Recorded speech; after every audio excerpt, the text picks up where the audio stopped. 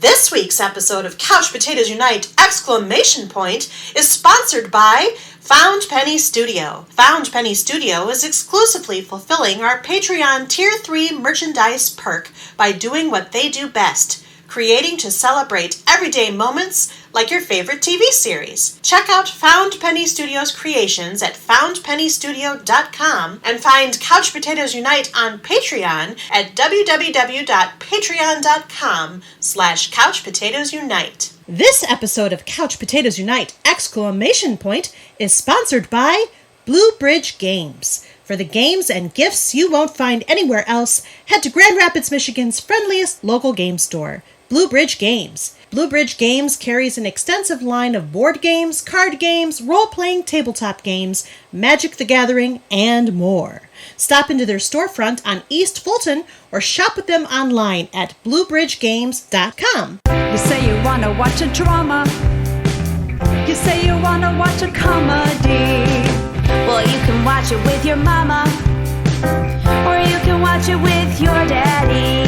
You'll even sit and watch it with your middle schooler, so you can come and talk around a water cooler. We're watching all day and all night. Couch Potatoes Unite. Whoa, whoa. Couch Potatoes Unite. Whoa, whoa. Couch Potatoes Unite. Hello and welcome to a brand new episode of the podcast entitled Couch Potatoes Unite! Which is based on a blog of the same name. Because, babies, this is our valued and majestic modicum of nomenclature, and you should have adjusted to its melodious syllables by this time in the proceedings. Boop! My name is Kylie, and I love TV. If you feel the same, keep listening and or checking out our website, couchpotatoesunite.wordpress.com, as you're bound to find some common ground or something you like. For Couch Potatoes Unite, we're all about the wonders and the unique long-form storytelling of the small screen. CPU! Hopes you've been following releases of brand new episodes of the podcast on Wednesdays, as well as new blog entries on some Tuesdays, and as always, we have several more new episodes on the way. Because the panels and I live lives behind our podcast, the episodes are published once per week. Subscribe to the website or the podcast via iTunes, Apple Podcasts, Stitcher Radio, Google Podcasts, Spotify, iHeartRadio, CastBox, and Amazon Music, basically wherever you get your podcasts, to stay on top of brand new episodes.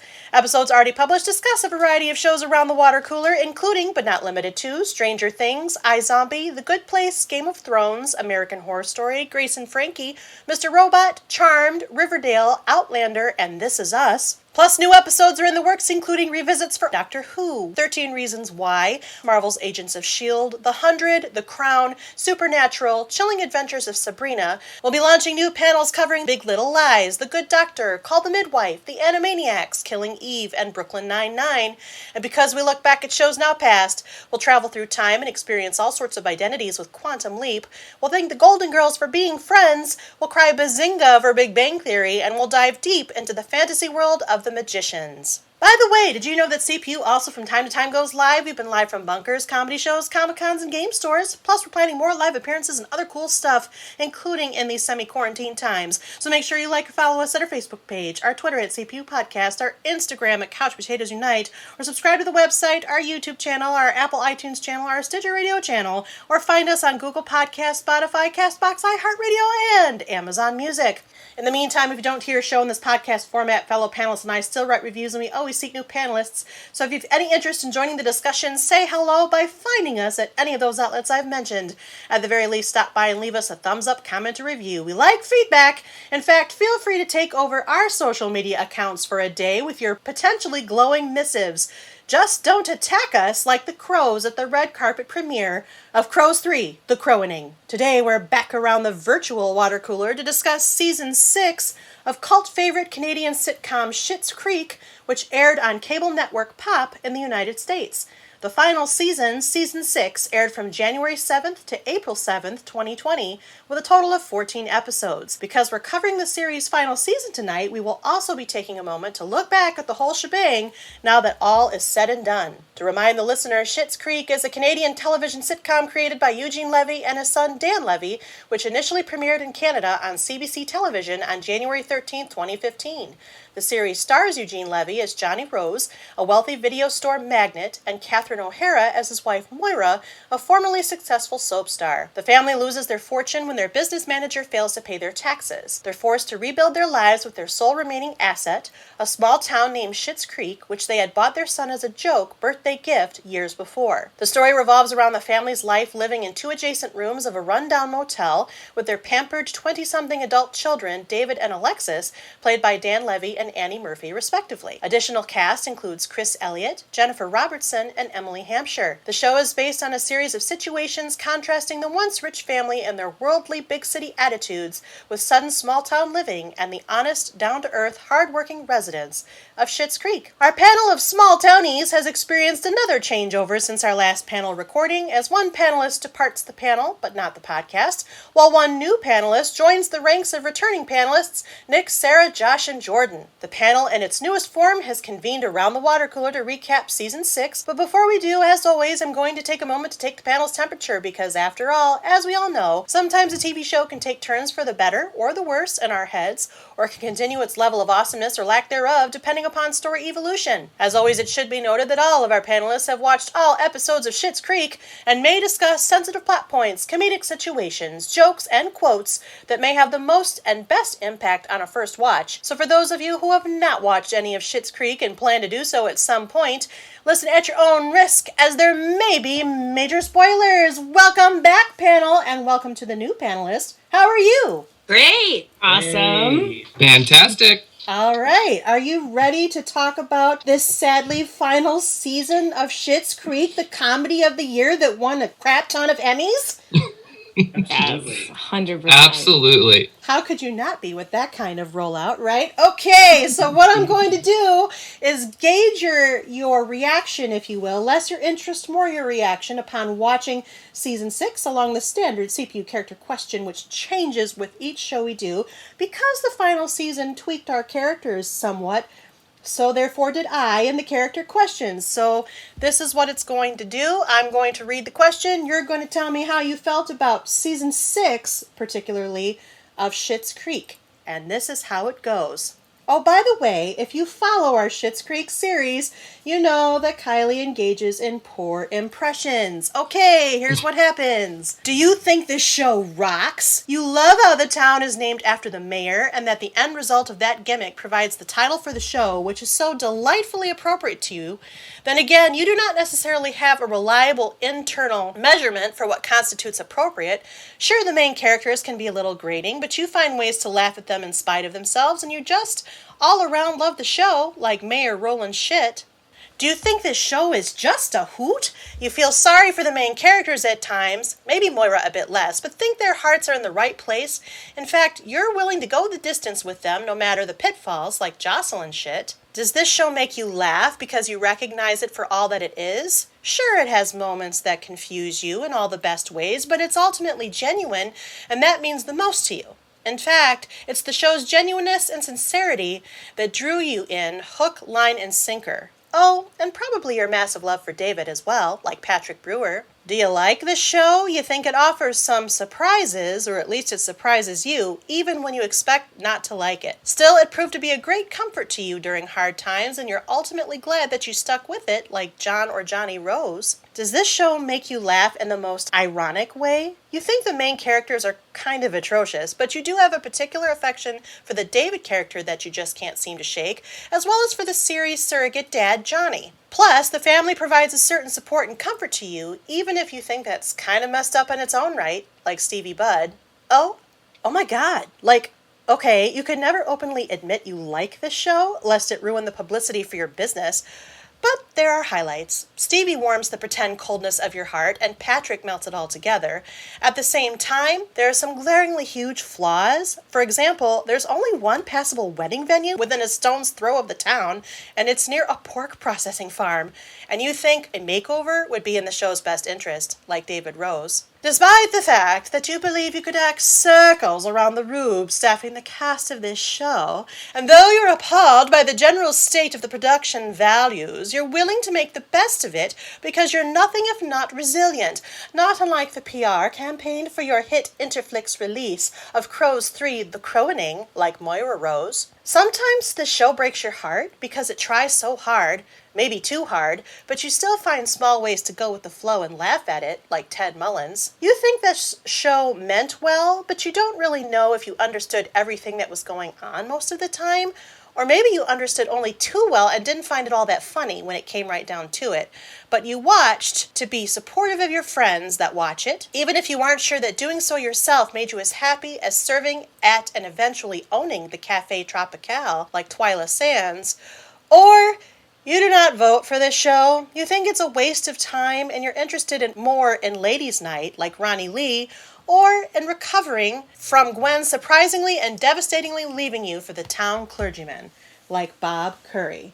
Who would like to start? I can go first. Are you sure? Yeah. Okay. Nick here. Hi, Nick here. I was rolling shit last time, and I'm going to stay rolling shit. Okay.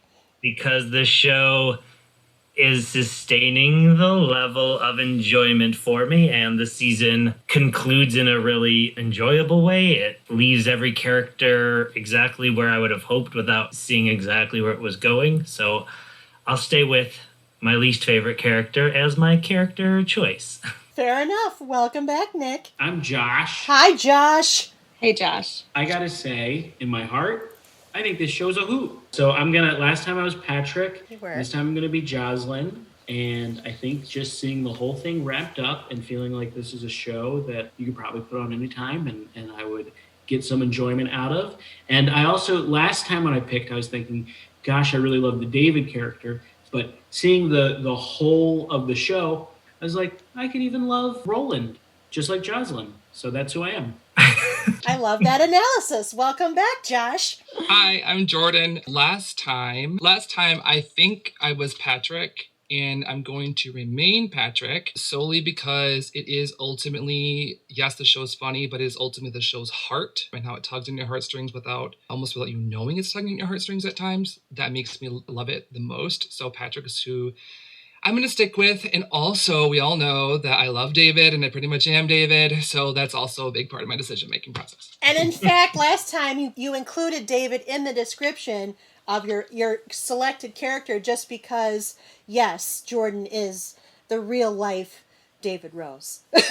This is very true. And if you know what's Jordan, funny? Watching the show, I was like, I know David, but like, who is David? And now as you say that, I'm like, oh my gosh. It was Jordan. It's I me. just like hadn't put it together. Even now, granted, we're recording via Zoom, and even though we can only see the top half of our ensembles, Jordan's sweater is very reminiscent of David Rose's wardrobe.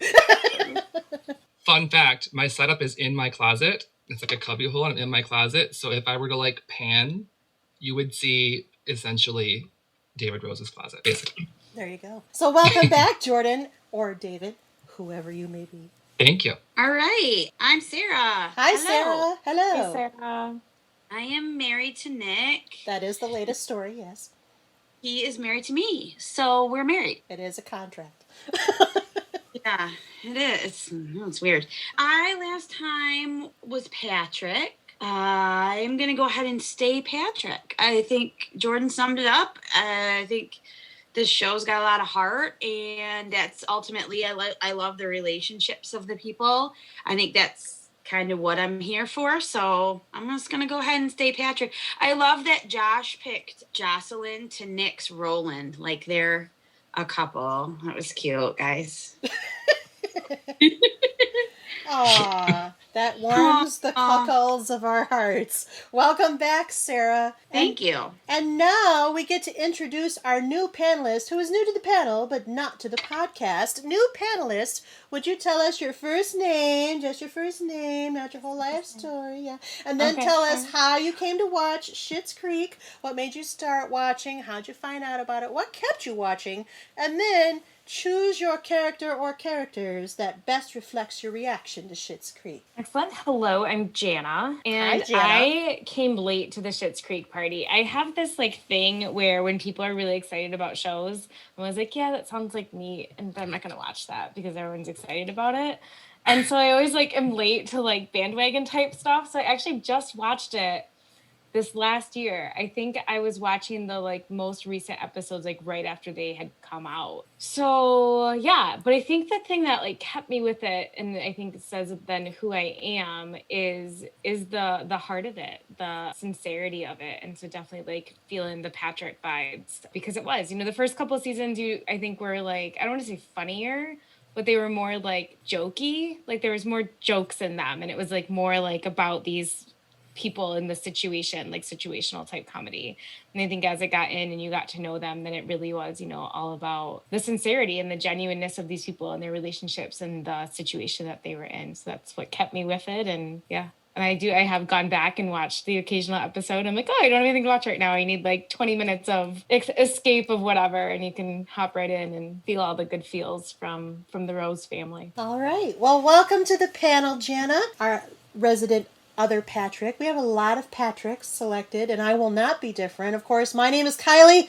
I'm both moderating and participating on this panel, as is often the case. And last time I was Jocelyn and Patrick. I will remain Jocelyn and Patrick. My feelings about Schitt's Creek have not changed. If anything, they've gotten slightly better. But I hesitate and refrain from choosing to be Roland Schitt.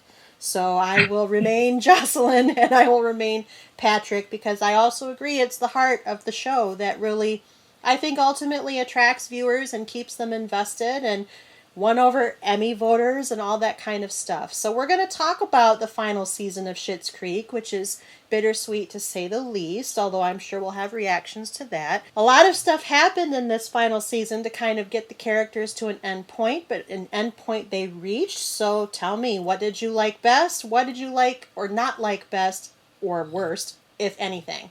Oh, good. Everybody don't start at once. So it's either silence or everybody starts at once. That's so like, what happens. Which one do you want? I'll start off on this note. It took me back to first watching this show to watch season 6, because I had that feeling again of like having trouble getting into the show's rhythm. And until I was on board with these very big characters, doing this sitcom-y stuff and dressing in a way like nobody I've ever met before, it was awkward. And I think it took until episode 2 or 3 until I actually started chuckling and enjoying and getting drawn in. I just had that experience of feeling like I'd been gone for a long time, because I think I watched the first set kind of more as a piece, and it had been quite a while since I had a Netflix subscription. But it was a pleasure to then get back into it after that and to just enjoy this goofy little fun world. I can go with something that I didn't like at first and then I liked in the end. Ooh, shaking it up on us. I got really upset about Alexis and Ted breaking up, because I felt like they should be together. I don't know what's wrong with me, but I really did think that they should be together, and I felt like there was such a build up to them being together. But then in the end, I kind of liked it that she was realizing that she doesn't need a man, because that was so big for her. Like, she always was dating some guy and going to like a sheik's yacht and running all over. So in the end, I came around to it. It felt like they had a big story that was about people coming together, the David Patrick wedding, that if they were telling that story of Ted and Alexis like being successful, it would have just maybe gotten overshadowed, and that this was a story that there was space for that could be better told. Yeah. I really liked the fact that, first of all, it's the breakup scene is so beautifully done. It is so well acted. The script is beautiful. It's so good. But I liked the fact that they broke up, because I think it just underscores the fact that, Alexis's journey. And that's my favorite, as much as I love David and we all know all that. But in terms of character development, story arc, where these people have went and where they started and where they ended up, Alexis is by far and away the biggest journey of this entire series. And so for her to even have the realization that this relationship with Ted needs to end in order for her life to be what she ultimately kind of never even thought was possible for her, I think it's just a huge arc. And also I think it just is a nice way of saying, like, sometimes people come into your life to teach you those lessons, right? And even though you love those people, you have to cut those ties. I just think it was really beautifully done. It really was. The other thing that I really loved about this season, and it started off as like I didn't like, and then I rewatched, was like there was some nods to older Schitt's Creek jokes, and it got a little jokey. And then when I rewatched it the whole final season the second time, I found it really endearing because it was clearly very intentional to kind of pop those back in here and there. And I was like, okay, now I get why that sort of was inserted, so that we're not just ending this series that's known to be so funny. We're not just ending it on this like emotional note. So that was my takeaway. I think they just did such a good job with being so intentional with so many things of a final season and final, ending the series. And I think, when you have shows like this that kind of are like, they could go on because it was super successful and people would have kept watching. But, especially I think Dan Levy was like, this is the story that we're telling, and it has this arc that we're putting into it, and to go beyond that would like sully what it is. And like you were saying, Jordan, like especially with the Alexis character, and I think even like David, like they all ended up in places that were very unexpected from the beginning, but also like I don't want to say the exact opposite of what they thought they wanted in the first season, but a little bit. Like, David wouldn't have been like, oh, I want to be married and like live in a small town. And Alexis wouldn't be like, I want to be single and in the city. And so it's like they all got, and you look at Stevie too, to be like, I want to be invested in and interested in the hotel chain. Like, not at all. So it's like that, classic like trope of saying, well, you get what you need and not necessarily what you want. And I think they just did such like a brilliant job of building that and having you feel like all of the people ended in such like, I don't want to say happy place because happy is such a fleeting like emotion, but like a content place where there's growth from there and there's learning from there, but they ended in a place where like as a viewer you can be like, okay, I feel like secure in your position and whatever that might be afterwards. And like you're saying too, Jordan, like they, with these callbacks and stuff, I just think that last season was so intentional in the writing, in the mood and the vibe of it, that it was just almost like, it was just brilliant to witness. I totally agree. Yeah.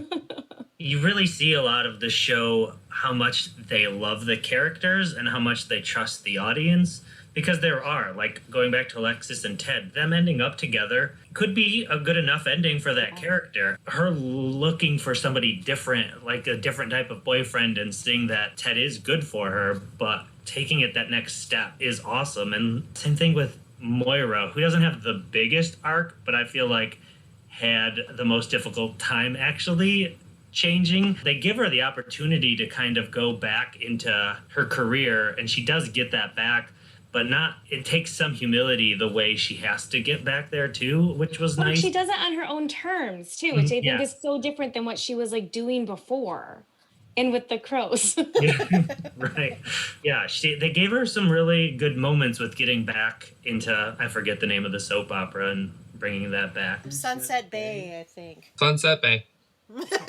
So I just enjoyed that and appreciate and love that they care enough to put the time into the writing to do both the characters and the audience right. It's important to note that most of the scripts were written by Dan Levy himself, on top of being the co-creator, executive producer, and one of the main casts of the show.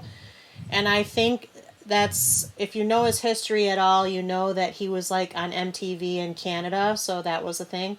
And this is where we've evolved to. And I also love this sixth season, and I love the comments on intentionality, because I also agree. I think everything was plotted and planned, but still had a joy and spontaneity to it, which I think is what makes this show so relatable and what people respond to the most about it.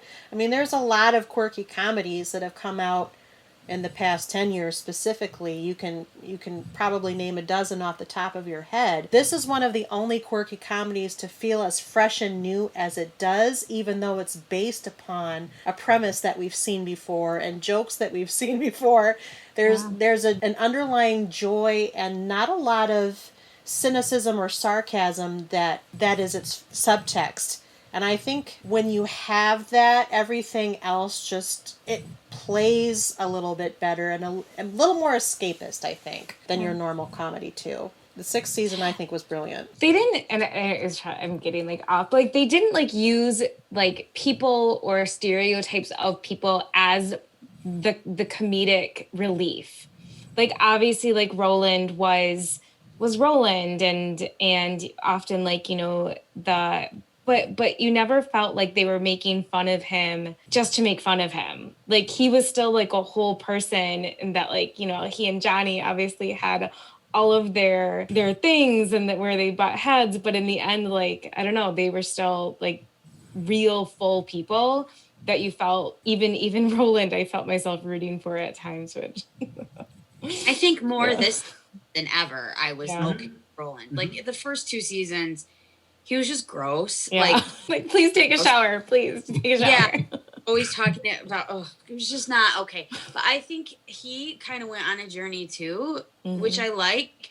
Because I don't want to speak for everyone on this podcast, but overwhelmingly, he has not been our favorite character, I think would be safe to say. And but still true. I feel like still my least favorite. Yeah. I feel like toward the end, I got him more and appreciated him more. I would have liked to see his son Mutt come back just to find out what was going on with him. I kind of forgot about him for a while because he wasn't my favorite either. He was a little bit boring, but it would have been nice just in the spirit of wrapping everything up to see where he ended up. So Mutt's on a different show. Is he on now? Let me look. You keep talking while I look that up. You know, there was a character that was really poorly treated by the closing of the show, who might not have been everyone's favorite character, but I think who everyone enjoyed, and that was Bob. Bob was the punching bag this season, and I honestly can't remember what happened to him at the end. And obviously, he's kind of a jokey character, but I always really liked him. And then when I like made a bunch of notes when I watched this, and I was like, wait, what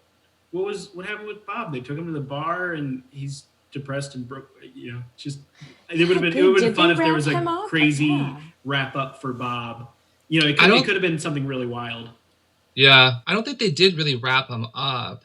I think it was, I mean, at least they gave him like that entire episode to be focused surrounding that character. They did give him something to do, yeah. You know, you're depressed, let's take you out, let's make you feel better, let's show you how to, you know, make you feel confident again. So at least they kind of gave the character something to do, I guess. But no, I don't think they really did give like a nice, you know, tie in a bow for him. Which is why he deserves a spinoff. I won't go that far, Josh. with this crazy, you guys know what I'm talking about? Yeah. Wait, he runs into scenes. Okay, I would vote for a Ronnie spinoff over Bob any day. Bob's on the Ronnie spinoff. Okay, Bob could be like a supporting character. He could be like the Rhoda to Ronnie's Mary Tyler Moore. Yes. Perfect. What else? I think that was weird that he and Gwen broke up. It was like, could they not get that actress anymore? And so they just decided to have her leave him. They could have shot around her. I don't remember what she looked like. Yeah. It's that one episode where they were like playing poker or something at Bob's, and that was like the only one she was in. So, right? I feel like that was the only episode she's in the first, and I only remember this honestly because I just got a friend into it and we just started rewatching together. There's an episode in the first season, I think it's the first, where Roland lends Johnny and Moira the cabin, and they go to the wrong cabin, and it's Bob's cabin, and they walk out from the bedroom, and Bob goes, "Oh, good, you're done," and it's Bob and Gwen. But that's the only time I remember actually physically seeing Gwen. I think she was in the poker episode when they accused Bob of cheating at poker. Oh, yep. Gwen was like in on it, and then Gwen got like mad at Johnny or something. Yep. But I also think that during season 5, they were intimating at marital strife, if I recall correctly. I mean, she hadn't left him yet, but there was a lot of... There was. Yeah. He mentioned certain things along the way. Yeah, exactly. And then it turns off that in this season, she shacks up with the clergyman, apparently. Which makes me wonder, we never did meet the Schitt's Creek representative of the cloth. See, like, which would have been like a great plot for Alexis, I feel, you know, fall in love with the priest. Like there's a missed opportunity. It's been done before, but who hasn't Alexis done before? Oh. So let's talk about some of the main, you call them plot arcs. It's a sitcom, but there are arcs, right? There's character progression within the season. We've already talked a lot about Alexis, which I agree. I think I understand, Sarah, why you were kind of hopeful for her and Ted, but I also agree with Jordan. I thought that what was nice about that couple was they understood each other enough to say, I love you, but in order for you to live your best life, I have to let you go. And you don't often see that on TV, at least not in a non-melodramatic way, so I found that refreshing. I don't know where you want to start. We have a whole wedding planning season with David and Patrick, including some delightful situations, like, for example, David wetting the bed in his excitement for the wedding. So weird. That was so weird. It was an interesting new factoid that they had not yet previously seeded. So I was like, was he never excited before in all the other seasons? But whatever. I loved the escape room because I like escape rooms. But I've only been to one, so maybe I'm really overselling that for myself. But I loved that puzzle game, and I thought that was a perfect writing scenario and a perfect setup to have Alexis be so good at it. Because she just did not care. It was like, whatever, it's this. Like, let's go. And they're like, who are you? Yes. Who is she? What is happening? It was really enjoyable. And I also liked that, I'm just laughing because it's so funny to me, David got the happy ending because he thought Patrick, paid for that. It's just so funny. That made me laugh so hard. I laughed so hard because he's like, wait, it's like amazing. He's like, Patrick's like, why would I do that on our wedding day? What do you mean? And he's like, how would I know? When they set that up, you saw David getting the massage and then a close-up of his face reacting to what was happening off camera. And then they went to the B story. And the whole time I'm watching the B story, I'm like, oh no, this is terrible. This isn't supposed to happen.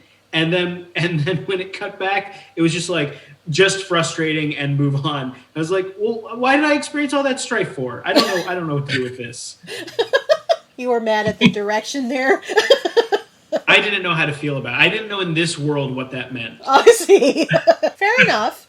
I don't think Patrick knew either, but when he said, well, I just handed him a wad of cash and said to take care of you. Well, okay. But come on. Well, and it's a riff they play on throughout the season, right? Because there's also the reemergence of Jake, Hot Jake, I'm gonna assume he's pansexual.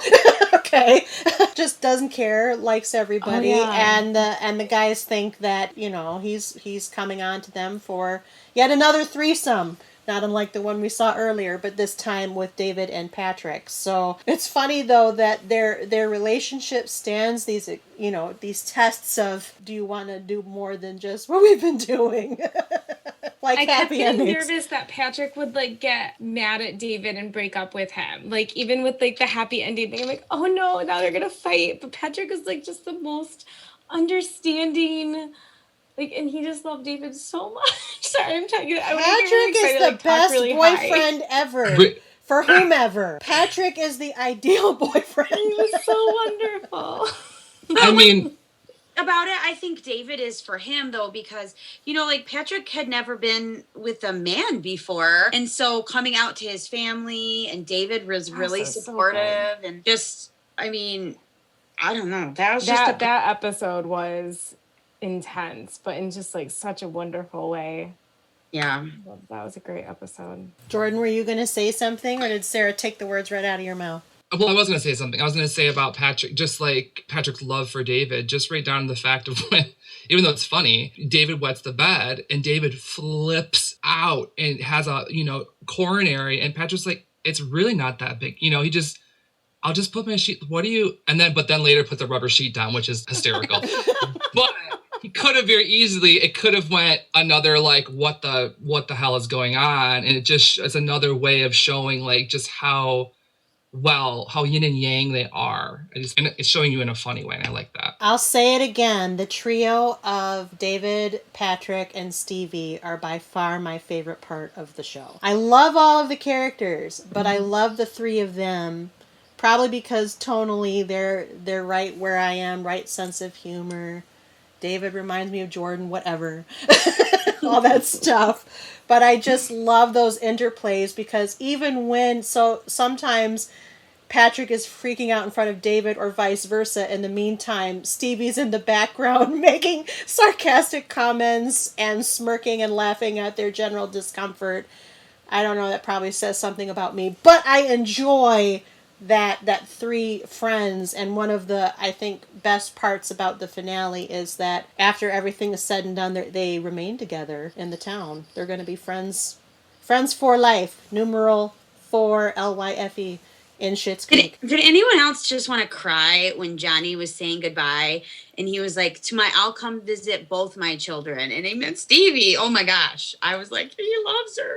His daughter. Yeah, their relationship, especially in that last season, was, again, one of those like really unexpected like gems. And I think as we're talking about it now, I keep like not forgetting, but like re-remembering, like, oh yeah, like that's how it works. Their relationship, like the whole New York situation and all of that, and you just like, I like don't even have words for like the perfection that I felt like it was. And they were just like the synthesis that they all had together, and the way it worked was just really, I don't know, unmatched. It was really amazing. One of my favorite moments is when Stevie comes to tell Johnny that she wants to come back into the partnership for the motel ownership, and he's been so supportive up until that point, and he's like, here's my book, and I want you to explore, and I want you to be successful, and she finally decides that there's no place like home, to borrow a line, and comes to him and says, I want back in, and he's practically in tears. He's so happy. I mean, part of that is because he has to work with Roland, but otherwise he's very, very happy that Stevie's back. So there's just a lot of really heartfelt moments that kind of catch you. And even if it doesn't make you cry, your heartstrings are amply tugged. And yet they do it in such a way where it's not like overly like emotional. Like so many of the things you're talking about like are huge like emotional things, but you never felt like in this show like, oh, it's this big like, weepy sob fest or whatever, because it was just so well balanced. Speaking of not so well balanced, we've barely talked about Moira.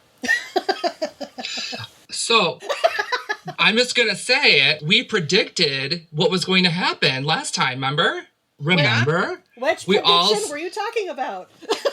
The streaming service. I think like almost all of us, one of us said it first, and I was like, oh, that was my idea. We all thought that. We were like, yeah, it's going away, but it's going to come back. It's going to be on some streaming service. That's probably what's going to happen. And it happened. So we're pretty smart, I'm just saying. We're pretty smart. We are smart. We'll go over some of those predictions for sure, but you're right. And we predicted it, but could we have predicted how it transpired from there? I mean, we probably could have, but we didn't take it that far. True. Okay, Sarah. Fine. I didn't expect Victor Garber, but he's basically in everything these days. Aw, what is that supposed to mean? Just that he seems to pop up in everything. Legends of Tomorrow, Orville. I don't know. He's just all over the place. So all the ones we podcast about, sure. I had, it was noticeable that this season, perhaps more than any other season of Schitt's Creek, there were named guest stars that you recognize, like him, like Saul Rubinek.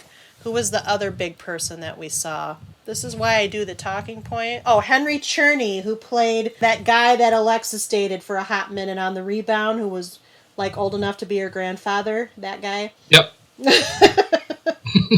Who is he? I don't know who. Yeah, I don't know who that is either. Oh, he's like a big character actor. He was on Revenge. That's probably his most notable role. He played the patriarch. No, not enough trashy, sudsy TV in your life. I highly recommend Revenge if you're looking for a fix. It's a little older now, like it's from the 20-teens. I mean, yeah, the 20-teens. But you can watch it, and, if you like Dynasty meets 24, that's Revenge. Lots of throwing of drinks and... I was not that surprised to see Victor Garber because he is a Canadian actor and he does go way back with like Catherine, and so I don't know. I thought that was a good one to bring in. Plus I just like him. Love him. I love him. He was so fantastic in this little bit part. I actually just recently watched an interview with the cast, and they talked about his table read, and he was, I think, still in LA, and they just like phoned him in, like super low budget, literally on a phone, like not video, on a phone, and someone stuck their cell phone in a bowl so they could all hear him. And they were like, and what you saw on the show is literally exactly the table read that he gave the first, like they were like, that's just how good that guy is. He was fantastic. Yeah. Him and Catherine O'Hara play really well off each other too, with their ridiculous. Yes, they do. Was she in Godspell with him, Jordan? Do you know? Oh, you know what? I don't think so. I know Gilda Radner was in that company in Canada, and I didn't know if Catherine was in it. But No. someone tweeted us at CPU Podcast and let us know if Catherine O'Hara and Victor Garber were in the Canadian production of Godspell. Somebody's going to tweet us. Somebody knows. The one Canadian production of Godspell? The one that's Victor Garber, Gilda Radner, Paul Schaefer, Martin Short. Yeah. It's a very famous cast of people who went on to be real famous. Yeah. I'm not super cool with my Canadian musical cast. I'm sorry. I'm not even super cool with my American ones, so I think it was the first production of Godspell ever is why it's such a big deal. It was. So okay. Anyway, Fair we've enough. nerded out that way. I mean, it's only fair you're on this panel, and half the other people do the theaters sometimes, or did. So I feel back to Moira. Okay. So as I was watching I jotted down like some quotes because I feel like this season was especially quotable. And I didn't write this one down, but I just watched the episode a couple nights ago, and I laughed so hard. And I was like, that is so stupid, but it is so perfect for him. It was, what we would say, don't count the chickens before they hatch. And she says, David, don't count the poultry before they have had the chance to, or before they have incubated. Yes. I lost it. It is the dumbest line, but it is so funny. Do you guys want to talk about her outfit at the wedding? What? You mean the fact that she looked like the impressive clergyman from The Princess Bride? I loved it. I liked that her hair was like a part of the hat, maybe. Like I wasn't 100% sure, but there was like that roll thing. I feel like this not her hair, one of her wigs. I also names. It looked like almost like a bowl cut around. It was an interesting choice. You know what I really like though? I mean, the wedding we can obviously talk about in great length, but specific to Moira in the wedding, and going back to what we were saying about it being so well written and injecting humor when things are getting almost too real, when she is getting choked up and emotional, and she says, now David Rose, will you take David? And goes back to the old joke of Moira never remembering anybody's name, and David has to say Brewer and remind her. It was just like such a perfect little moment to like laugh at and then go right back into the tears. Yeah. Well, let's talk about the wedding. I mean, I know it's in the last episode, but that is the inevitability of David and Patrick's entire season story. So I think last time we talked, we talked about how the season might play out, whether it be a full season arc to get to the wedding. And I think my impression at that time would be that would be excruciating to then that we should see the wedding sooner up front. But you did. They definitely just made that the cherry on top of the sundae. And I was a little annoyed at the Alexis travel planning stuff up front. That seemed awfully silly to me, but I guess they just had to do what they had to do.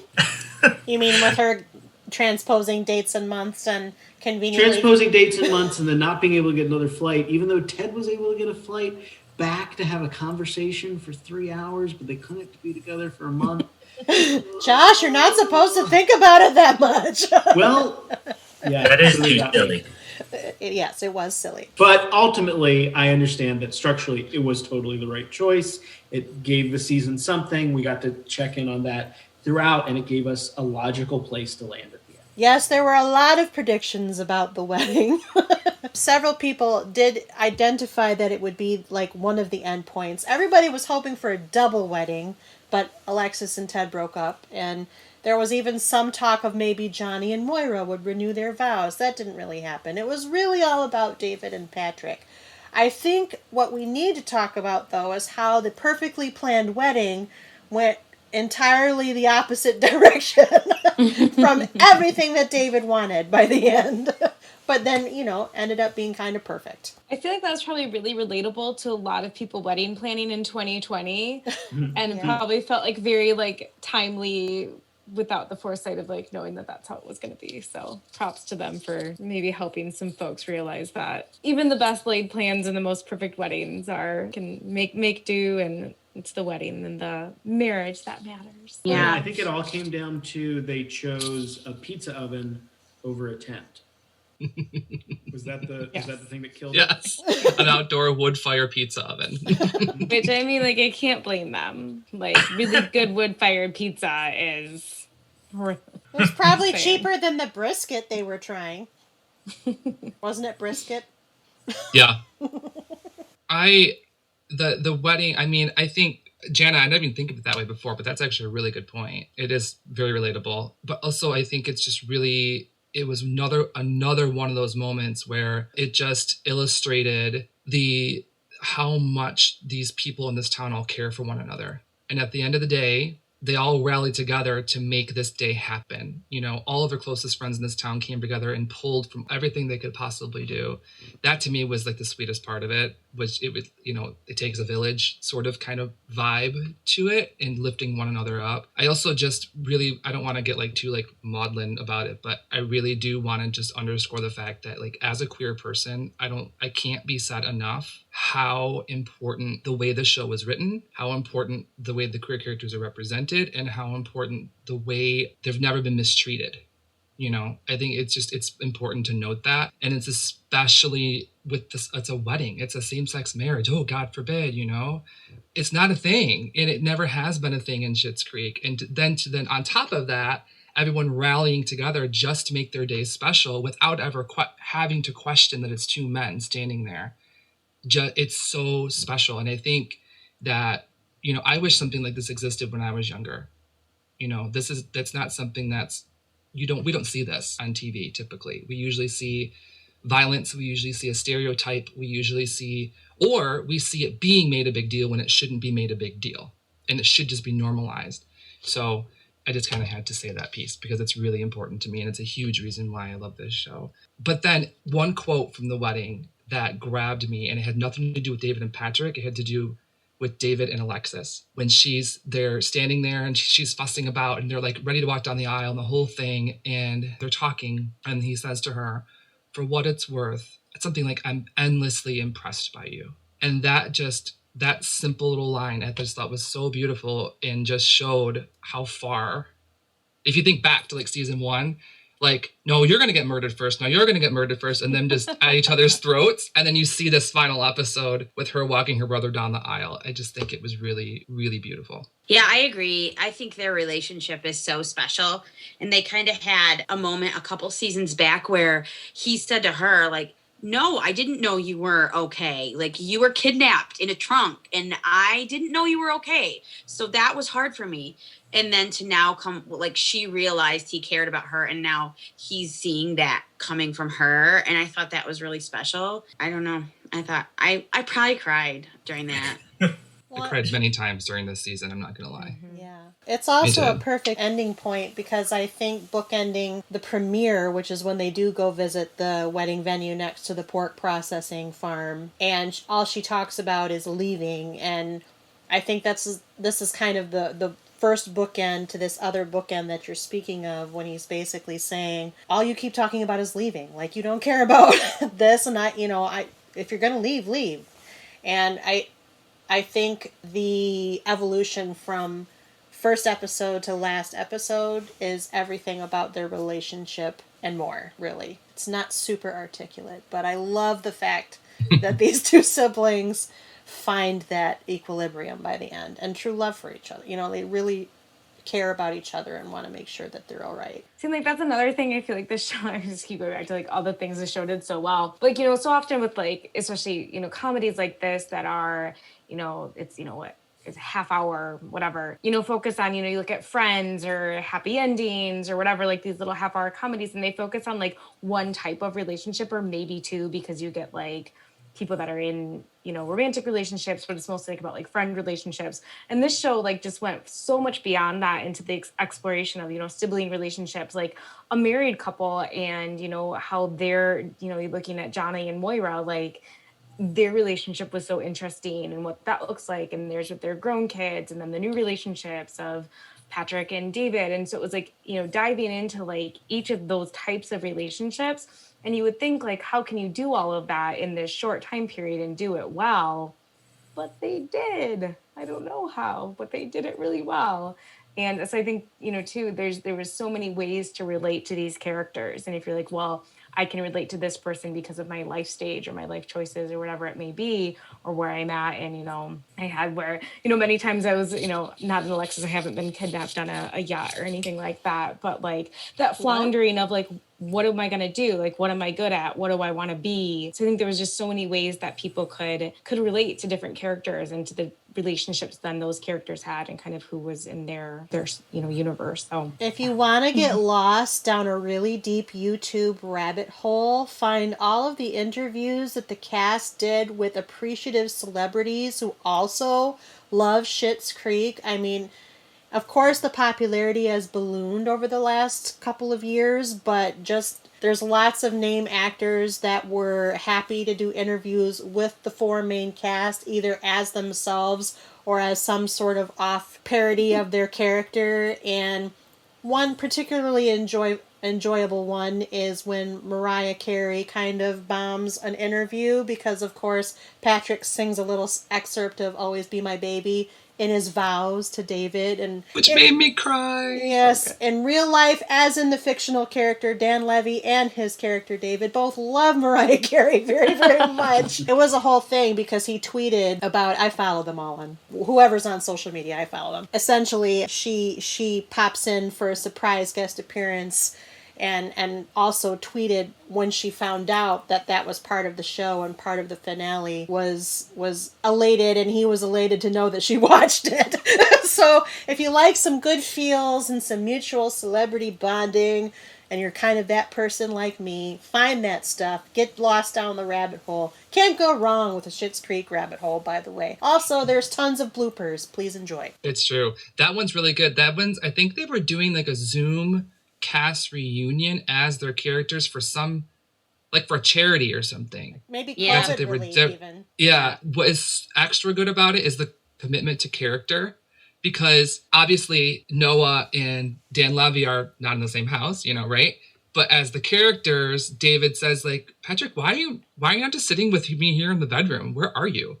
And he's like, I'm in the living room. The Wi-Fi's better here or whatever. So then when Mariah Carey comes in, Dan Levy like has a meltdown and like falls off his chair. And if you watch Noah's camera, he runs off camera as if he's running into the quote unquote into the bedroom to check on.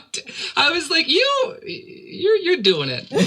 You got it. That's a lot of fun. I don't know why I feel so very, and I don't know him obviously as a person, but like proud of Dan Levy. First of all, I think he just seems like a really like quality individual, but like, you know, he could have just like done his thing and like skated like, you know, Dan Levy's son. And I don't know. And I know he did the MTV thing, but he did this thing and he did it just so well. And I feel like hasn't let any of that, again, I don't know him at all. Maybe I don't know. But like hasn't let any of that, I feel like, go to his head at all. And he just seems like such a genuine person who worked really hard on this thing and was really like passionate about it. Was like, I'm just going to do like the very best that I can. And I don't know, I feel like personally proud of him. For some odd reason. That's how I felt when they won the Emmys, and especially when he won. That's exactly how I felt. And I thought the same thing. I'm like, why? I don't know him. Why do I feel this way? But I think it's honestly just because, you know, if you're really into this show, you're really into it, like for whatever your particular reason is, and you feel a connection for whatever that reason is. And so it just was that, like, you feel like you know him because of that, you know, you feel like an automatic connection. And I just felt like, especially when Annie won, I just lost it because I think she's fantastic as Alexis. Her character choices are beyond brilliant, and her acting is just wonderful, especially throughout her arc. Just so to see her finally be recognized. Yes, the writing is wonderful. Yes, Dan Levy is wonderful. But to see her win, I felt almost like she was like my sister. Like I applauded audibly in my living room as if she could hear me. I don't know why, but I did. I think we can tell that he's a genuine person, and maybe that's why we like him so much. He comes off very genuine, and in interviews he'll say, like, I am not a trained actor. I don't know how to do this. His sister, he's like, my sister is. She went to college. She's great. She's a better actor. But I learned how to produce, and I had an idea, and I told it to my dad, and I thought he would laugh at me. And instead he was like, well, I'll play your dad. And it just went from there. It just seems like he's like a down-to-earth person who just is smart and good at what he does. So, and just in case there's any non-knowers on our listening base, sister was Twyla.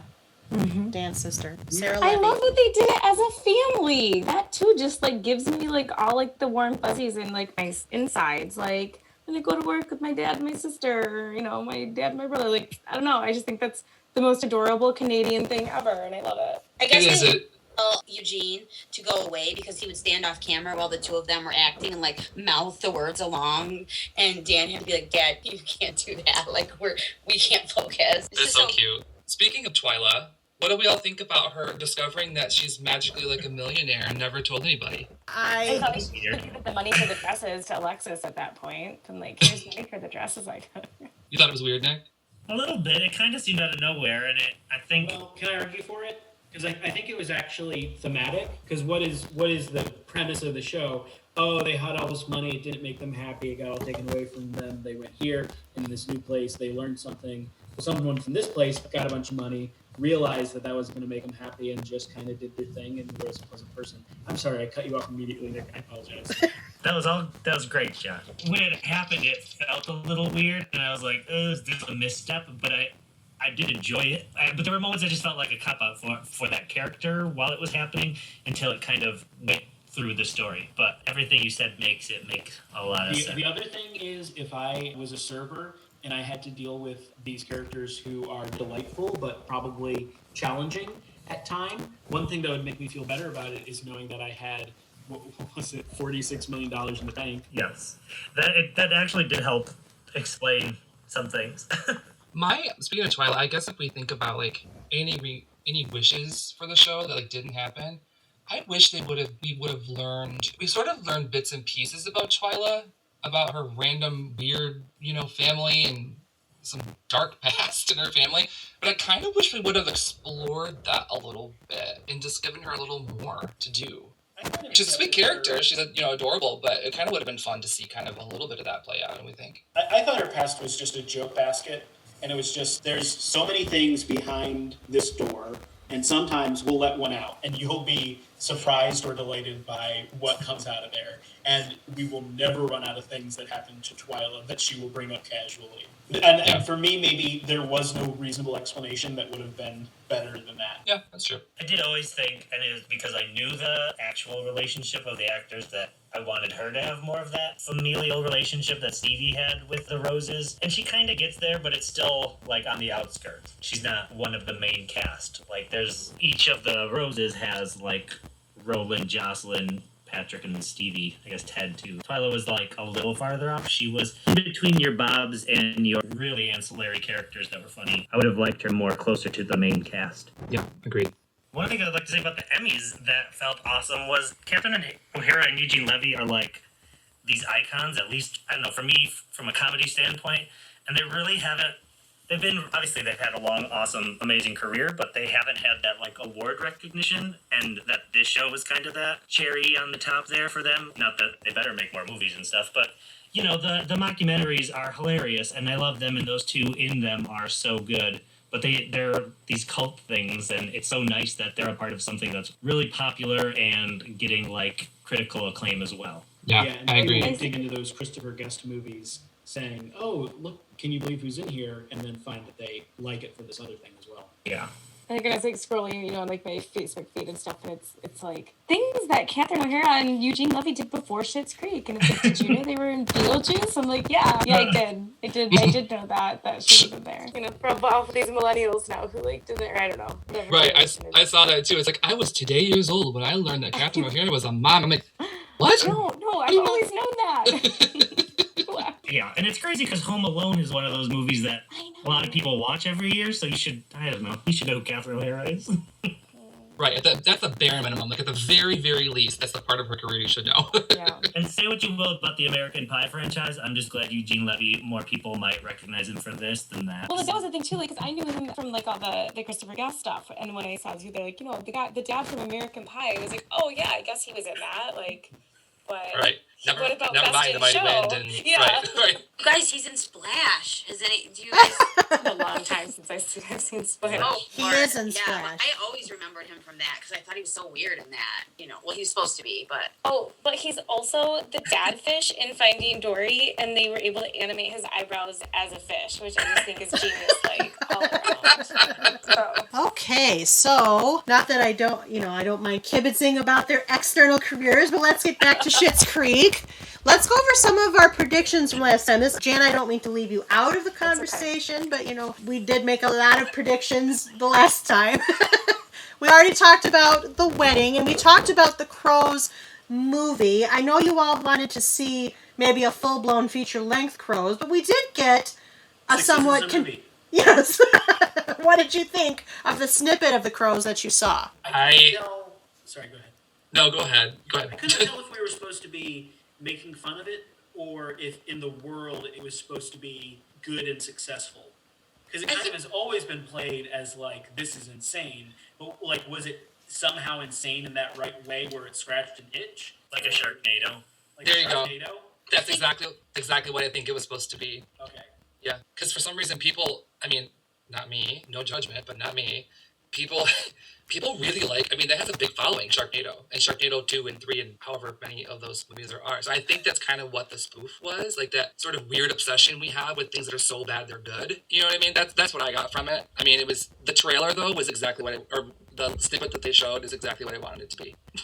It was just so ridiculous and in the only way it could be. Yeah, I don't know. Were you asking, like, from the show's perspective, what it was supposed to be, Josh? Yeah, like in the show was were we kind of like laughing with her, or in the show was it like she was getting recognition for her performance in a more traditional way, or because for the viewer of the show, the crowing is just absurd and we kind of take pleasure in how it wasn't supposed to launch her career. Because even the people that are in multiple Sharknadoes, I can't even remember their name, and most of the people in the Sharknado movies, it's helping their career in that it is a fun, goofy job to do, but I don't think it's launching like Moira was trying to get back into her career. Yeah, I kind of thought that, like, because remember, she was going to quit. Remember, she had made the decision to quit show business altogether, and her mind was made up.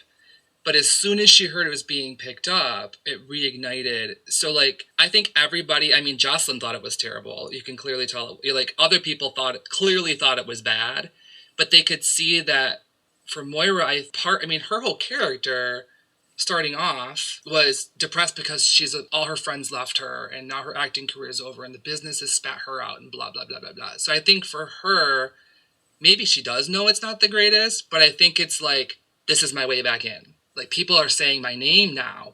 My name's attached to something on this popular, you know what I mean? Like, I think that's kind of what it is. And then on top of that, she gets the offer to go back to Sunrise Bay, which of course is probably, we've seen snippets of it in the show now, and it's equally as bad, like soap operas are. So I think that's what I got from it anyway. Like, everyone around her kind of goes, huh? When they look at it, and she's the only one kind of excited, and I think it's just really, that's the only reason. Like, oh, this might happen. I might actually get out of here now. And it isn't the movie's goodness or enjoyability that gets her that bump. It's the mishap with the crows and the press stuff that gets people talking about her more, where she's the linchpin in bringing back the soap opera. Right. Which wasn't intentional, but they played it off that way. Right. Did that answer your question, Josh? Yes. Thank you. Oh, good. Oh, good. But that's 6 minutes, right? Or however much it was. I kind of wish we'd have seen, but I felt this way about Cabaret, too. Like, they need to do some heavy-duty DVD extras. That's all I'm saying. If people still even buy DVDs anymore, Blu-ray, whatever it is now, I don't know. What are the kids using? Netflix is supposed to start showing DVD-style extras with their shows. Disney Plus already has. Oh, there you go. Dear Netflix, pay the Schitt's Creek people to make these things. This is all I'm saying. Let's see what else we predicted. Nick did predict that many of the characters would leave Schitt's Creek, which ultimately was true. 3 out of 4 of the family members certainly did. And let's see, you predicted there might be a time jump, but it actually started right where season 5 left off with Moira melting down in the closet. Mm-hmm. For a week. And it wasn't until Roland burnt toaster pastry that wasn't supposed to be toasted. Or whatever it was, that she came out. Let's see. Josh predicted that we would have Alexis and not Ted because Ted was leaving for the islands, and then you commented on the ticket mishap, so that's real nice. Nick had a sort of dark moment where he thought climate change might sink the islands. I think you were kidding. But you said it so deadpan. If you go back and listen to the season 5 recording, Nick is too deadpan for that to be totally determined. Well, there's nothing funny about climate change, Kylie. I guess you're right, Nick. I guess you're right. Jordan predicted that David would have a lavish, over-the-top wedding. Almost. I mean, the idea was there. Let's see. Jordan also predicted that Moira might get another acting gig, turn it down, and decide to stay, maybe to direct community theater. But then along came Victor Garber, and that plan was changed. That's kind of right. You were kind of She did. That is pretty close. I'm impressed with that. Mm-hmm. It's kind of right. She did Almost what happened. Almost? I don't know, guys. I might have a gift. I'm just saying. Sarah predicted that David and Patrick might elope, leaving abandoned plans later adopted by Johnny and Moira. But they they didn't elope. David would never really elope because the attention has got to be on David. Well, you win some, you lose some. I don't know. That's true. Why I said that. It's true. Nick and Jordan both predicted that Johnny and Moira would stay in Schitt's Creek but move out of the hotel. I actually was kind of surprised that they found ways out that didn't stick them to the town or the hotel, that Johnny was able to rejuvenate this business so much that he was able to home base it in California, apparently, and that Moira got to be the actor she's always wanted to be in California, apparently. I was really surprised by that too, but ultimately, I really did think it was going to end up that they stayed, but ultimately it's so much more of a realistic ending and a much more fulfilling ending. Because how easy would it have been? Be like, we all learned our lesson. Guess we're staying. You know what I mean? And so instead of them actually getting what they actually have always wanted, while also learning their life lessons and so on, it's better. It is better that way. But. And it left me believing that they would be back. They're going to visit not just their son and the business, but the town in general. I think they'll swing on through from time to time. At least Stevie. It was very clear that he's going to visit Stevie. Stay in the presidential suite. Yeah, exactly. I predicted that Stevie would get out. She did for a minute to be a flight attendant for a Larry Air airline called Larry Air. Then realized the better life choices she could have made and came back. But at the end, she's in charge of regionally traveling and setting up the many franchised hotels that they get off the big investments. So that's pretty cool. And Josh predicted that the Roses would leave their name on the town, such as via a rename of the Performing Arts Center. But we did get a changed welcome sign. Sure did. And Sarah, your wish for another musical did not ultimately come true. I guess I'll just have to watch Riverdale another season. It's going to be there. Right? I mean, how convenient since you moderate that and they do a musical every season. So now, let's take this opportunity to look back at Schitt's Creek as a whole. Unless there's any other words you want to say about season 6 specifically that we haven't already covered. Okay! Taking as there are none. So what I'd like you to do at this point is grade Schitt's Creek. You can grade it with like a letter grade, like you're in school. You can use the star rating scale or the star business, as panelist Hillary calls it. Or you can rate it in whatever way is meaningful to you. How would you rate Schitt's Creek after all is said and done? This is an 5 everybody stars would answers. recommend. 5 stars. Okay. Out of 5. Sure. However many stars there are. The top stars. The top stars. The Got most it. stars. Okay.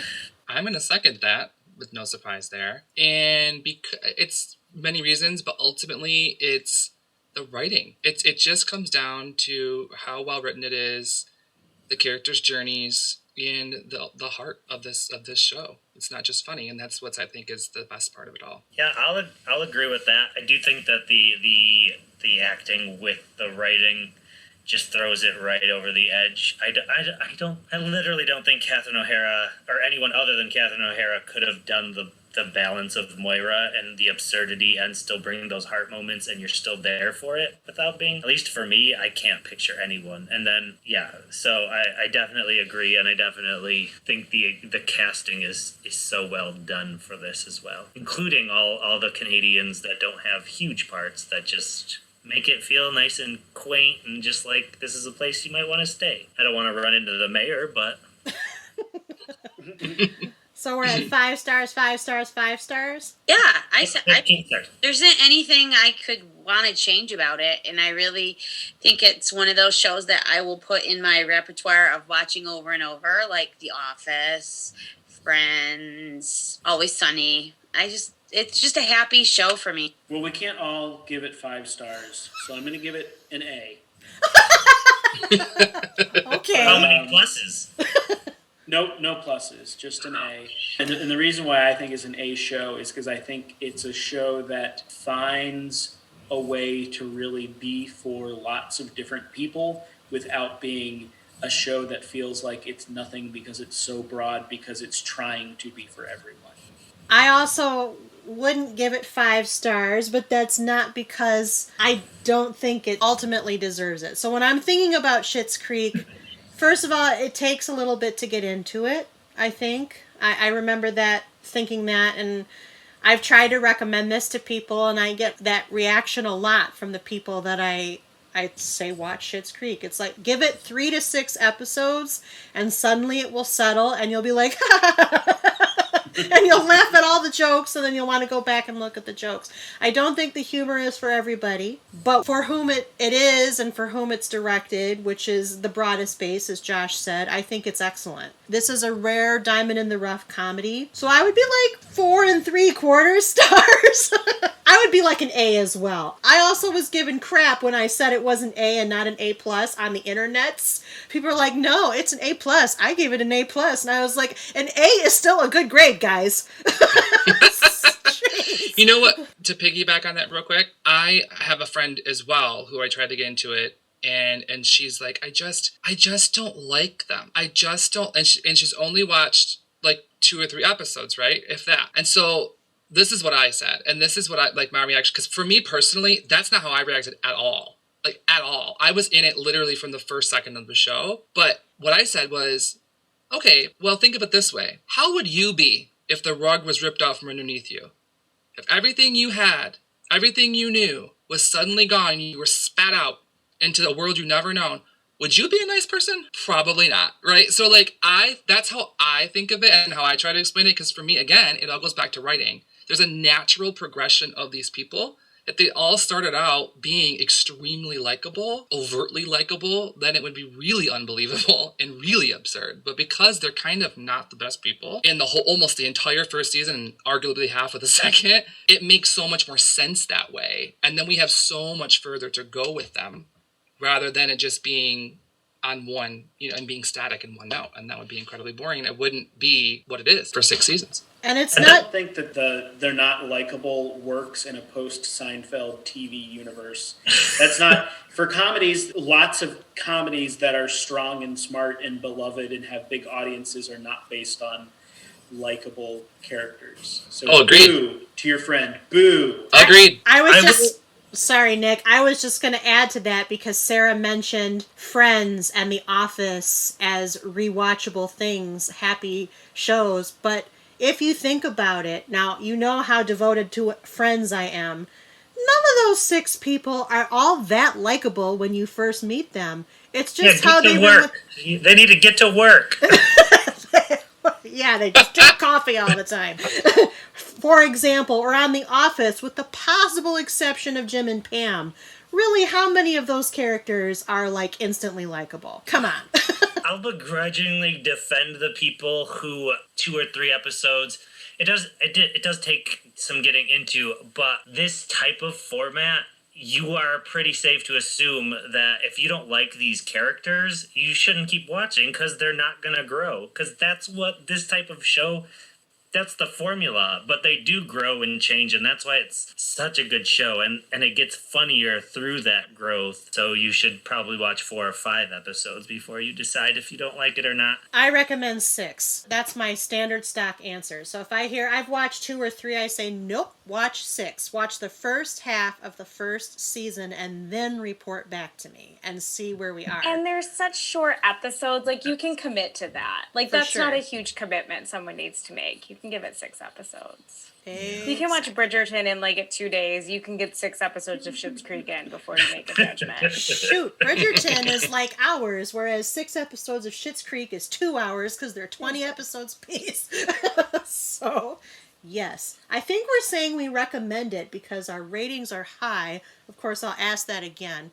So, is there any season that was your favorite? Is there any season that was your least favorite? Or does it all just kind of run together in one fabulous 6-season ball of hilarity? From only watching it once, I'd probably say season 1 is my least favorite because it really is the growth. But I feel like when I rewatch it, I'm going to appreciate season 1 a lot more, is my prediction. But I won't know until I do that. So I guess season 1's my least favorite. Yeah, I've rewatched it multiple times, and I still would say that season 1 is probably my least.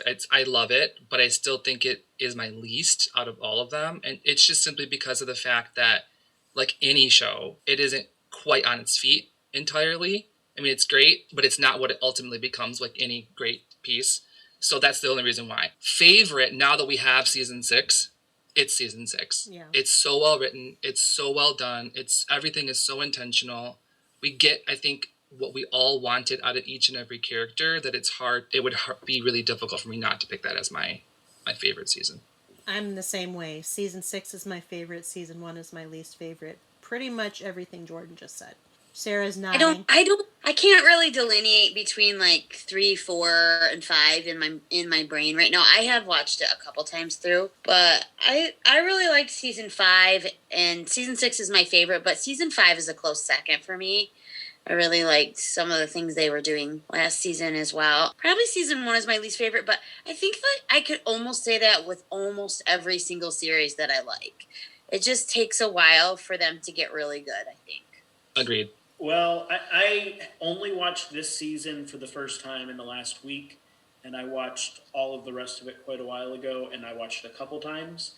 So I don't really know. I think the arguments for season 1 are probably strong and probably correct. I kind of weirdly have the opposite of what Sarah just said, where I don't like the later seasons of shows, and I'll oftentimes like watch until the point where it starts to turn for me and then start at the beginning again. Any Office fans almost certainly do that. But I don't feel like this show has that obvious point where it's like, oh, this is where I was over it. So probably what everyone said is correct for me as well. All right. Yeah, I watched them all like back to back to back, so like the seasons don't mean it was one big movie that I watched. One big ball of hilarity. Yeah. But no, I mean, besides, I like did love the cabaret and like stuff, like it was great. But I think season 6, just because it was the culmination of, so much growth and build up, and you got to see kind of where those characters ended up, and then get to imagine where they go afterward. So it was the best for me. Was the series finale a proper send off for our characters? Yes. Yeah. 100%. That's a lot of nodding and 100%. It's rare that I will call a series finale perfect, but I think that the Schitt's Creek series finale was definitely perfect for Schitt's Creek. with the Bob exception. I don't know. I mean, he was at the wedding, wasn't he? Do we need to know? Bob will find a way because he has the Schitt's Creek people in his life, and he'll find a way past Gwen. Really, Gwen was, what was she? Just made some food for him a lot anyway. Yep, that's what I'm saying. Do you think Schitt's Creek would hold up with the passage of time? Why or why not? Was it time for it to go, or would you have watched more seasons, or should it have ended sooner? This is a big question, but Schitt's Creek could have a big answer. So what do you think? I'm so happy with how and where it ended, and I feel pretty confident and comfortable with the rewatchability that I'd hate for it to, as Josh say, just drag on like The Office. It certainly didn't need any more from my perspective.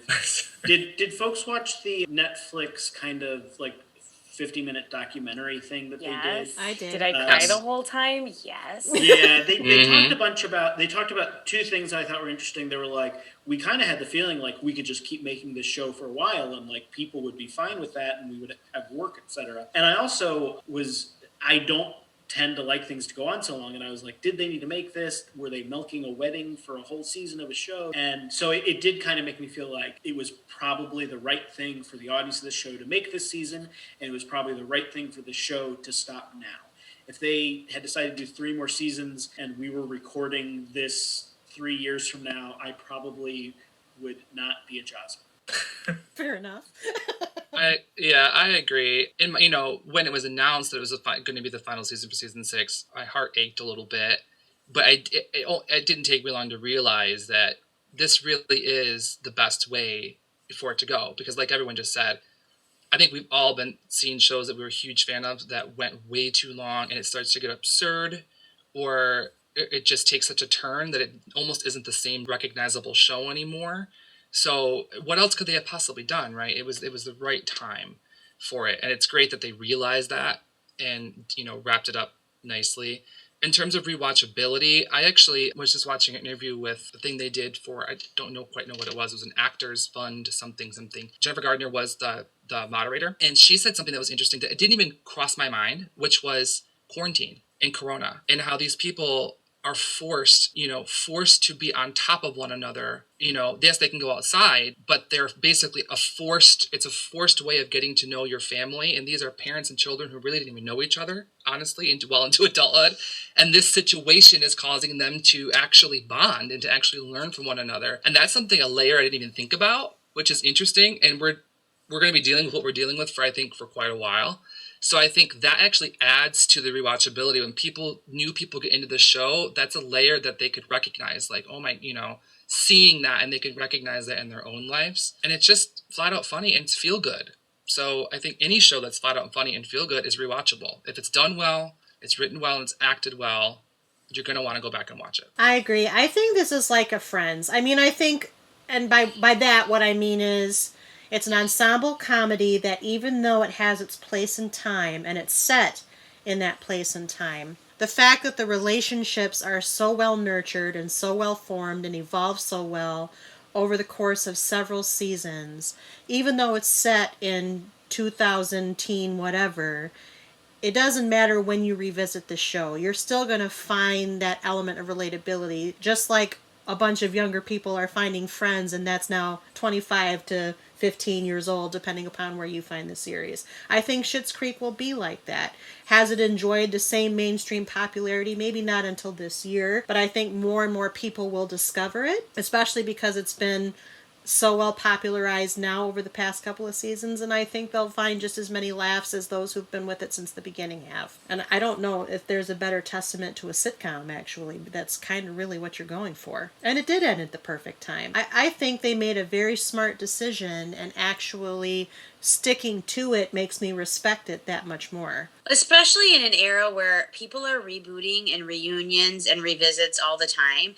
So 5 years from now, they could decide to do a special if they wanted to. And I think the audience would be there. But I just think Dan has gone on record saying they don't want to stay too late at the party because things will start to get stale. And they had a very specific timeline mapped out for these characters that they really wanted to stick to. And I think, as far as rewatchable, I think it's pretty timeless. Yes, they have cell phones and a streaming service and they talk about social media, but other than that, it could be any time and place, really. It's not really too pigeonholed, and I think people will continue to watch it. I hope it stands the test of time, like, a little bit better than Friends even. Like, going back and watching, like, Friends episodes, and I can probably say it for any, but, like, some of the jokes just feel, like, really off and really, like, discolored and stuff now, and you're like, gosh, Ross was kind of a dick. I thought that at the time, to be fair. Ross is a creep. Yeah, for sure. But, there was a lot of, like, homophobic jokes and, like, trans jokes and stuff, and so I hope, like, with Schitt's Creek, and what I think, and Jordan talked about this earlier and so eloquently, too, like, that it's the start, and not even the start, but like a piece that can be like put up there as, look how well this worked. Like there was, David and Patrick and their relationship and their marriage, and even like when David comes into like this small town, like him being a homosexual male, like wasn't even a thing. Like it wasn't like one of those things that they had to like overcome. They commented on like how he dressed and stuff, but that was more like because of how David dressed sometimes versus like, him being a gay man. So I hope that people can look back on that again too and say like, okay, like it was normalized because that's life, and that should just be what it is, and that can be like a trend moving forward, that having a David and Patrick isn't like something that characters need to overcome all these obstacles to be like, but can just be. Important distinction. Yes. David's actually pansexual because pansexual. sometimes he likes white wine and sometimes That's he likes the red wine conversation, which I loved that. Which is the label. It's not, he doesn't need the label. He likes the wine at the label, yeah. Right, exactly. So sometimes I do choose my wine by the label versus like it being red or white, but that's like because I just like really pretty wine labels. Sure. Fair enough. Which maybe says more about wine than about my choice of like partners. But for those still struggling with the definition of pansexual, please look up the wine metaphor because it was brilliantly written and executed. Mm-hmm. I want to know if Jana has tried the Herb Ertzlinger fruit wines. Moira Rosé. Like, just the thought of it curdles my stomach a little bit. Banana but wine I would is, shop at Rose horrifying. Apothecary. So. Banana wine is horrifying. I don't even know what that means. How do you get wine out of a banana? Ertzlinger ginger. That's so great. That was also a very fun episode, even though it was kind of one of those side trip episodes where it was basically just Moira and David getting drunk. Yeah, that's what I meant earlier when that was one of my initial reaction was like, this is kind of hokey and it's just kind of, but then when I rewatched it, I realized like, if you go back and rewatch it, it has the nostalgia feeling of the earlier season because it's the throwback to they're at the winery. It's the Herb Ertzlinger, and she never can say it. And there's all that there. But then it also it actually is a really nice mother-son scene. And so it's wrapped in this like absurd thing, but they really do have a really big heart-to-heart. And there isn't many of those. Especially because you learn later, like, they've had such kind of a weird, I can't remember what season that was, 4, 5, maybe, like, where they have, her and Moira and David have always had kind of, like, a strained relationship. So when you get that, like, moment, I don't know, like... Yeah, it just makes it sweeter. Always paired together in the first earlier seasons. Mm-hmm. They were always... It was a dynamic with them, like, folding in the cheese and all of those episodes. But then they kind of got away from that because Patrick came along and some other people from Moira, like the Jazzagales. So it was a nice full circle for them to be back together. Right. And all of the just things... All the fruit I didn't know you could make wine with. Maybe you can't. I don't think you can. I don't think you should. Even if you can, you probably shouldn't. I think the general verdict was it was all crap. So Even when they tried to... There was one, but then they lost it. They lost it, yeah. There was never finding that again. Josh, did you want to say something like 10 minutes ago, or did we kind of cover it? My lost thought was when we were talking about, maybe we could have more of this later, even though we stopped at the right time, is that this would be a good show to 3 years from now have a Christmas special. Agreed. They already had one. Mm-hmm. That actually would be an excellent idea and wouldn't be like a hokey reboot thingy.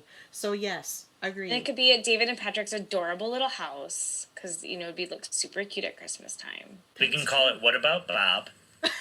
Find out what happened there. TM. I think somebody else has got that name, but okay. So...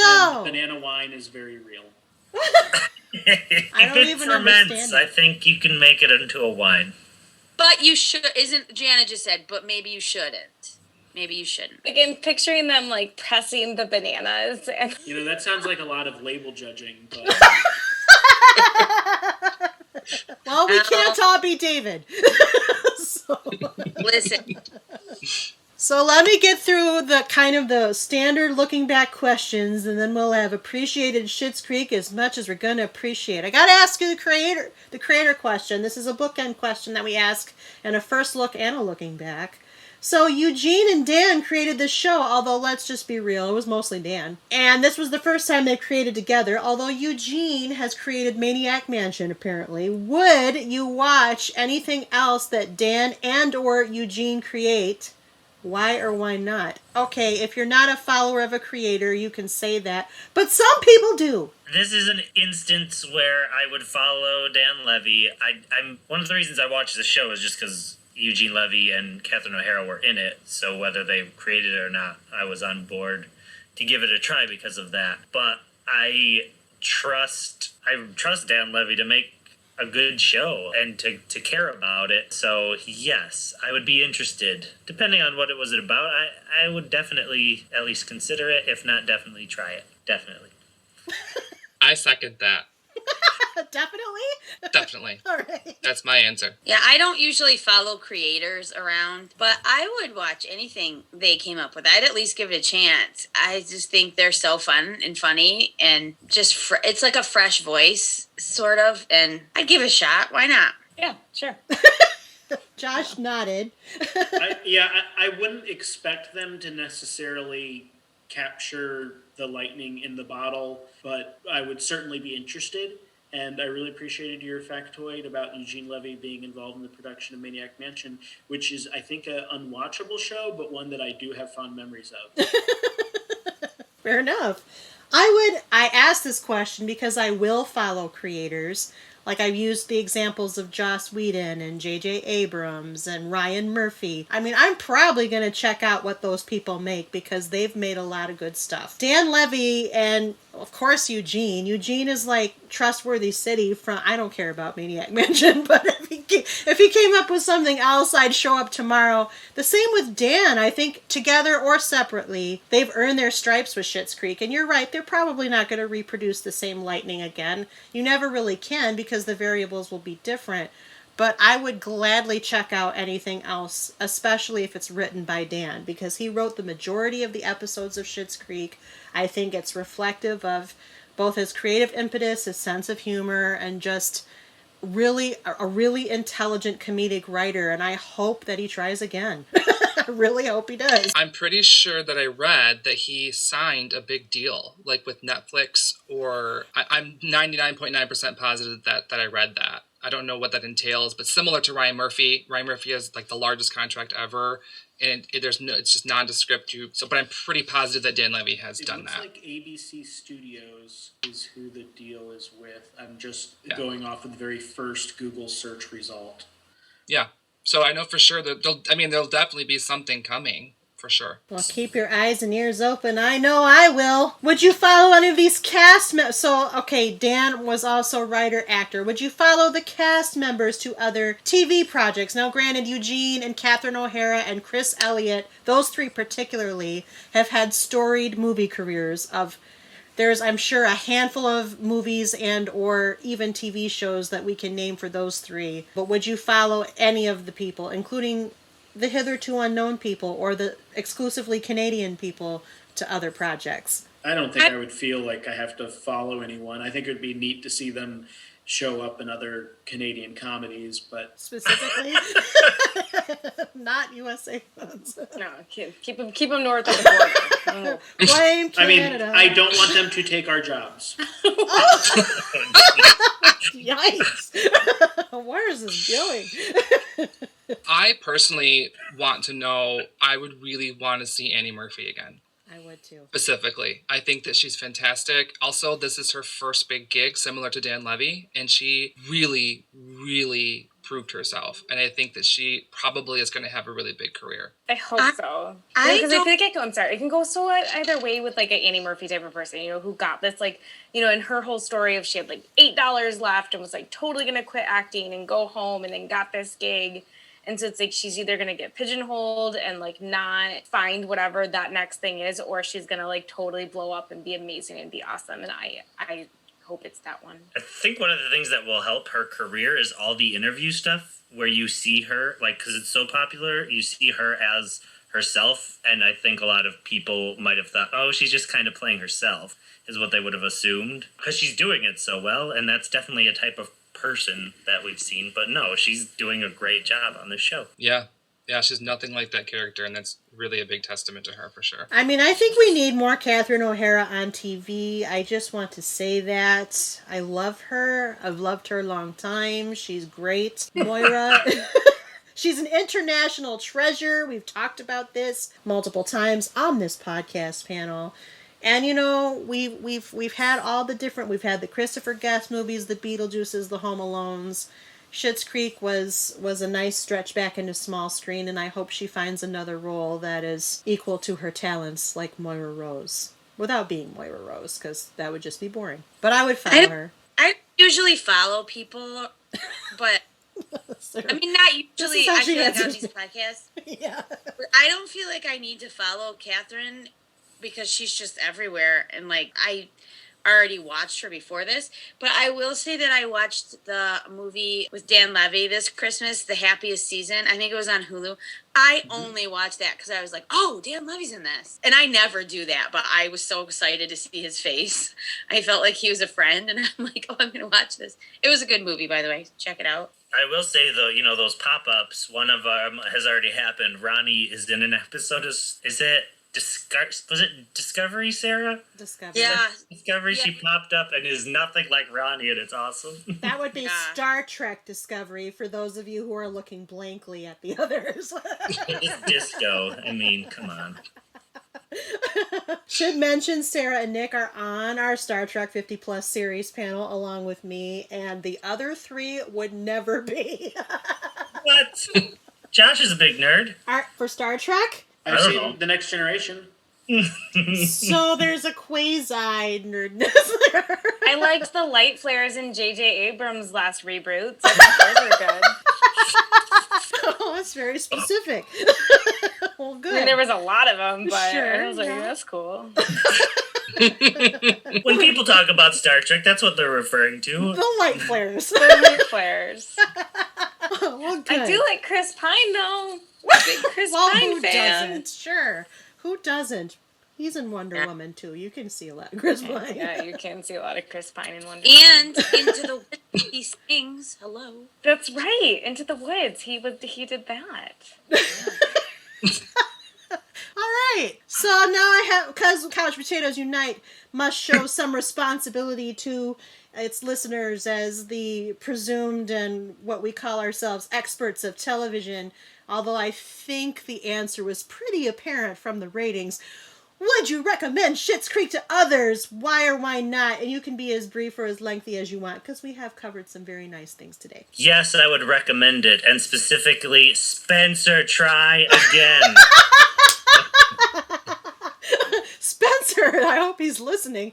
Yes, we have our grumpy, allegedly token Brit friend named Spencer who does our superhero panel amongst others and apparently could not get into Schitt's Creek.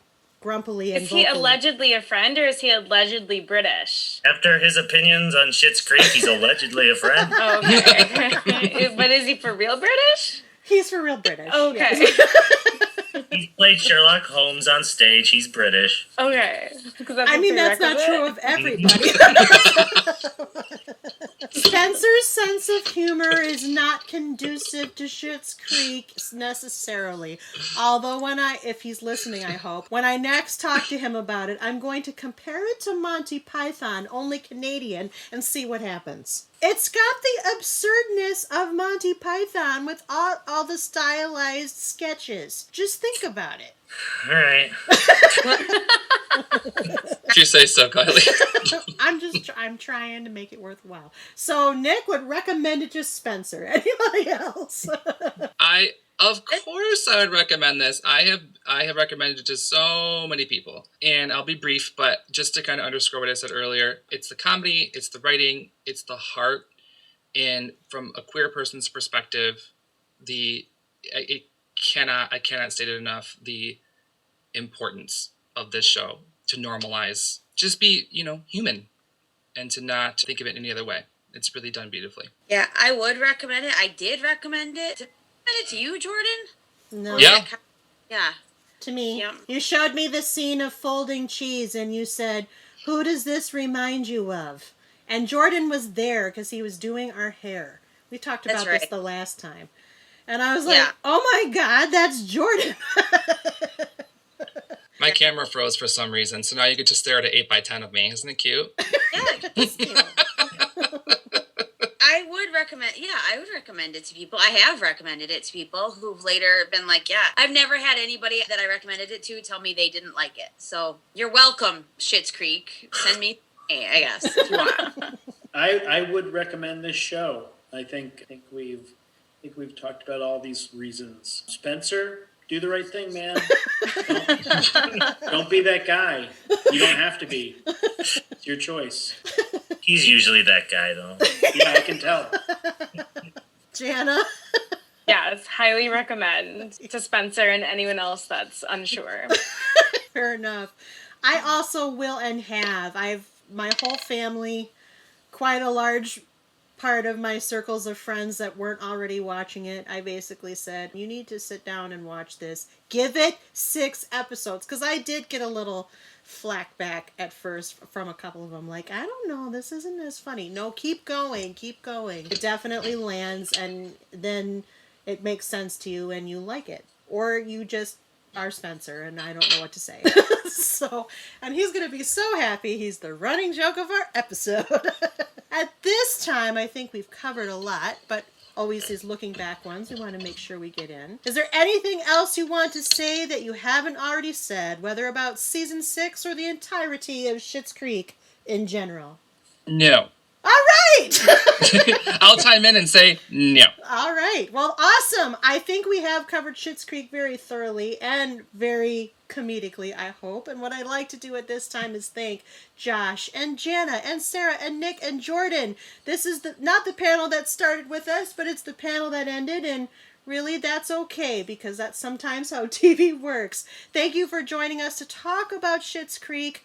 We hope you've enjoyed it, and we're going to roll the credits. You know how this works. Couch Potatoes Unite! Exclamation Point was produced by Back Pocket Productions, run by yours truly, the Chief Couch Potato, which is really another way of saying executively produced by me, Kylie Piette. My associate producers are Krista Pennington and Selene Rezmer. I edit this podcast, and our logo is by Rebecca Wallace. Our marketing graphic artist is Krista. Our theme song was written by Sarah Milbratz and sung by Sarah, Amy McDaniel, and Kels Rezmer.